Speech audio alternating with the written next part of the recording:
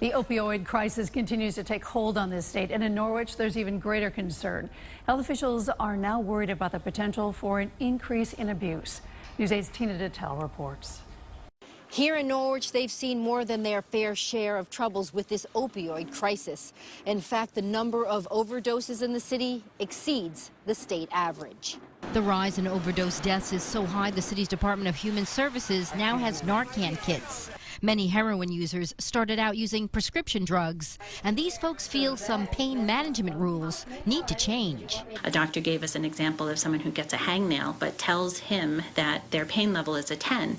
Well, then he is obligated to prescribe something strong for that pain. Adding to their concerns is the recent investigation into Dr. John Pagioli of Eastern Pain Center. The Norwich doctor lost his license to prescribe controlled substances. Those that need legitimate pain medications, I'm sure they're very concerned about where they will get that. Angela Duhame's concerned they'll turn to heroin, which is cheaper and maybe more accessible. She also says a recent survey revealed something surprising among young people in Norwich. We did see a rise in prescription drug use.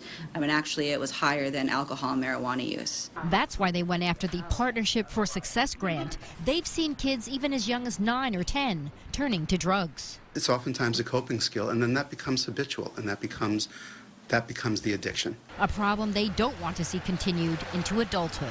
We're problem rich and we're resource poor. Some relief could come with the passage of Senator Chris Murphy's Mental Health Reform Act. Now, there is a piece in it which calls for physician training when it comes to pain management.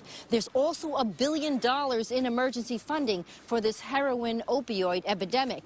Some here hope to see some of that money. In Norwich, Tina Detel, News 8.